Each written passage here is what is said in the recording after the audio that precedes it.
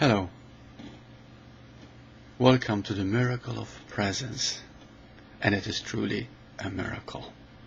But I'd like you to start off with something very simple and very obvious. And it is this. If you're a seeker of truth, start with what you know beyond a shadow of a doubt. You know that you are a being. You know that you exist. And you know that you cannot not be. This very simple fact of your being is enough to help you recognize the I am of your presence. Because once you do, your life won't be the same. It will be filled with the gratitude and the beauty of that presence. Please listen very carefully to the following video. Listen.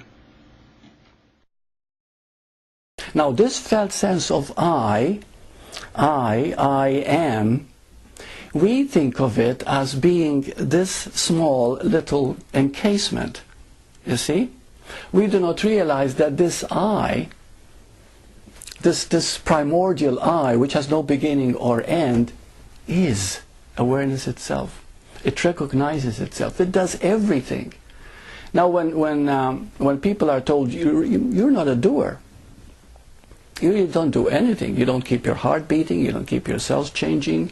You don't say, and emotions, you don't say, well, I think I'm going to get depressed now. You know, things happen to you. Everything is happening from consciousness. You see? So the point is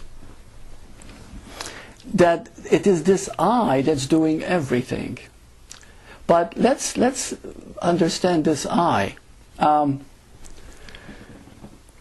There's another term I'd like to use here, okay?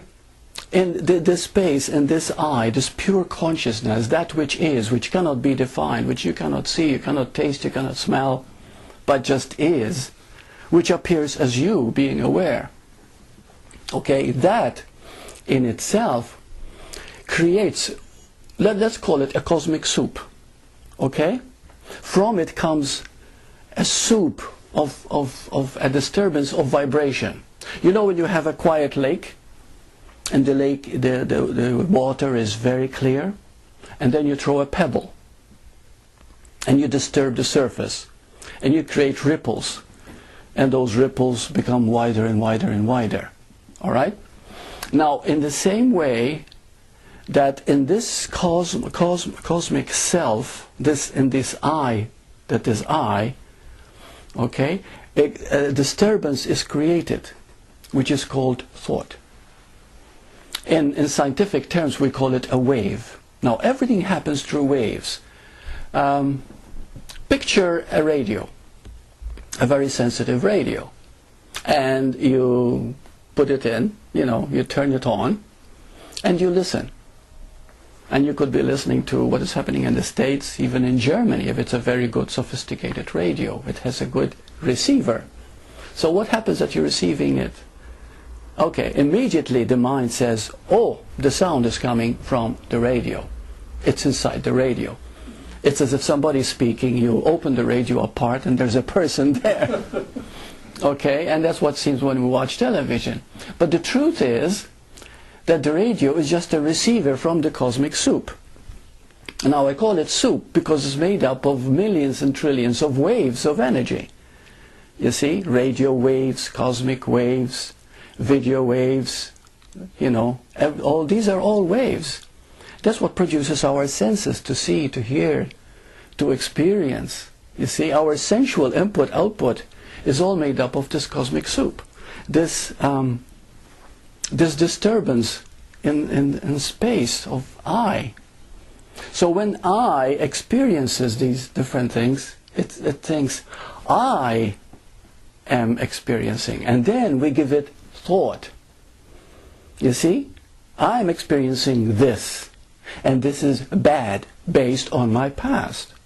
Or this is good based on my past. Do you see? So we make judgments upon it, and we develop our personality, our character, our whole viewpoint of life based on what we think from what we are aware of. Are you with me? There's a vast difference between awareness and thought. But what makes the whole suffering is not knowing the difference between the two. So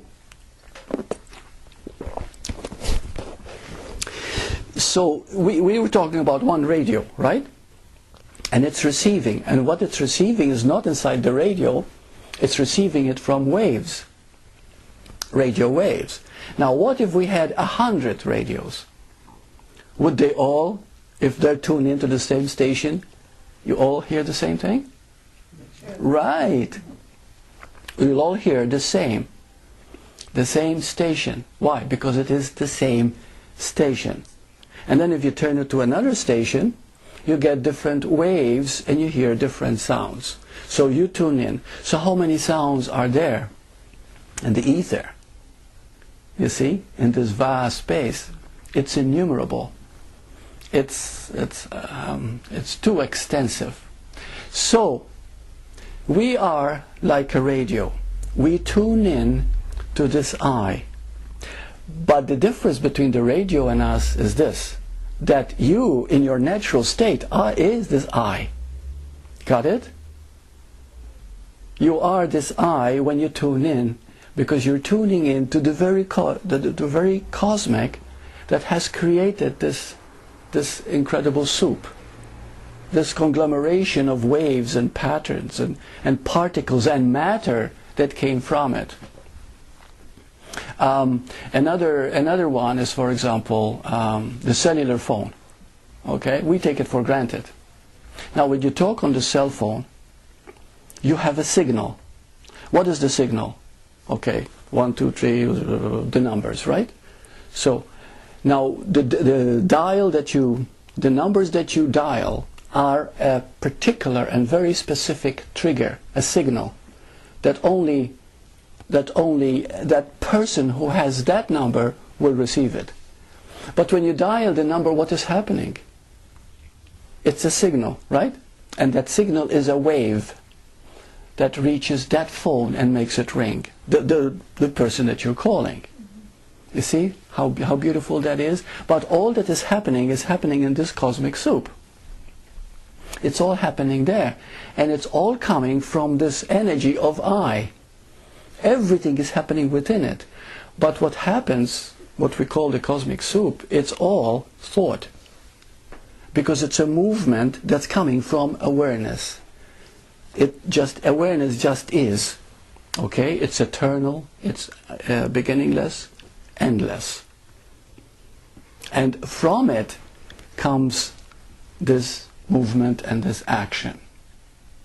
Now, whenever you say I, the first thing you feel and think is me, right? Okay, that's called suffering. That's called pain. That's called unawareness. But when you begin to realize that I is the cosmic that is creating all this, imagine how grand you are. This is fact.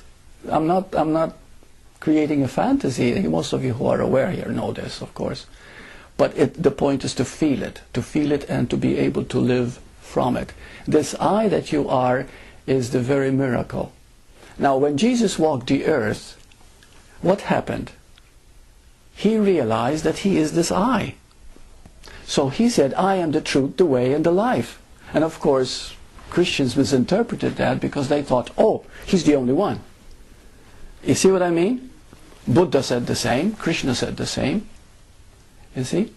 So in truth, you are the way, the truth, and the life, because you are that very I am. The totality of all that is. You see? And everything that appears is coming from that. But what makes you unique, what makes you called a soul, is that you have thoughts, a unique expression of that I am. And so whatever and how you interpret that I am is what makes you a unique expression, but never a separate individual.